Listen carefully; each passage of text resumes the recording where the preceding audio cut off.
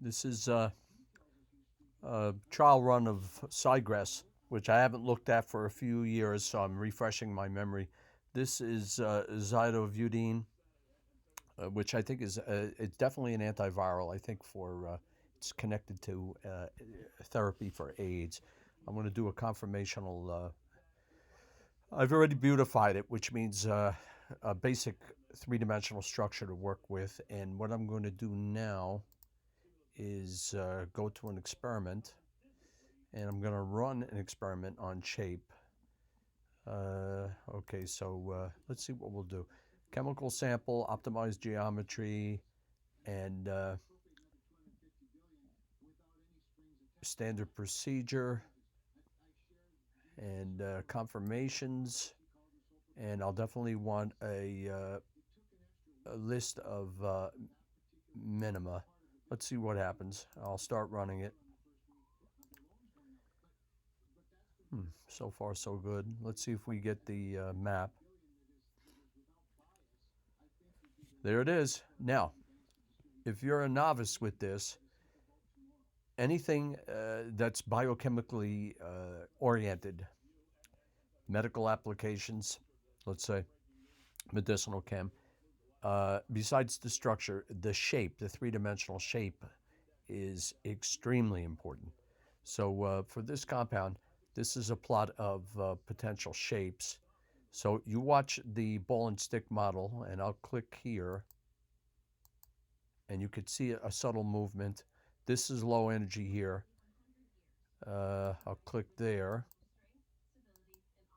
along the surface.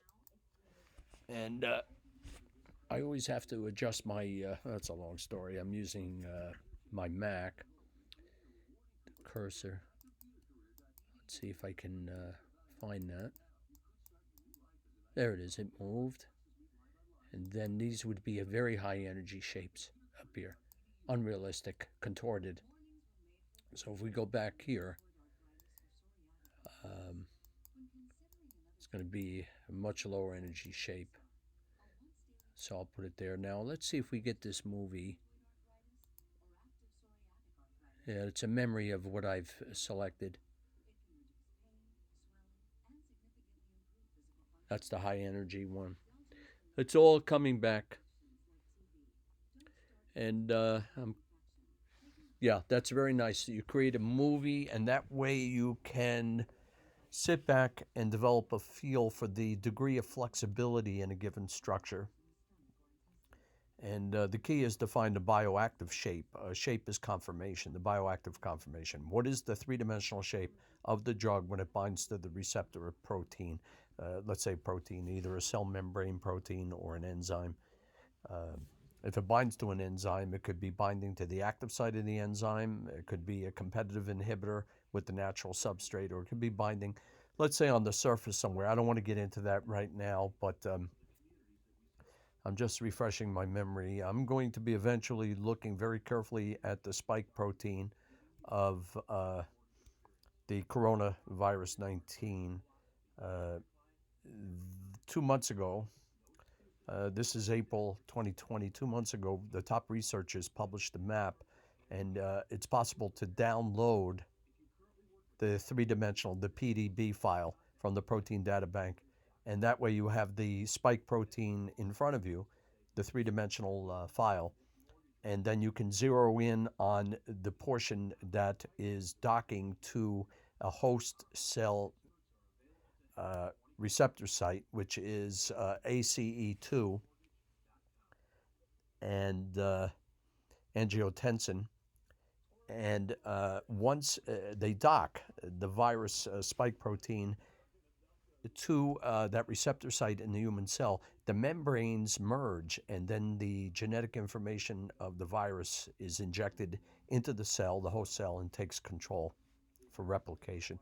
So I'll be posting videos once I get up and running, and all I'm doing a little each day is refreshing my memory and then proceeding to some very complicated things. And I'll be showing undergrads, my students, how you do this. After they complete organic chem 1 year and a semester of biochem, Then in advanced biochem, we have a lab portion, but I will be in the lecture uh, doing very heavy modeling because they'll have enough background with organic small molecules, drugs, let's say, and then the larger molecules, which would be DNA, RNA, proteins, carbohydrates, lipids, showing them how researchers begin to do rational design and analysis of candidate drugs before even going in the lab to synthesize a candidate. You do a lot of preliminary modeling work. Hey, thanks for listening. Bye for now.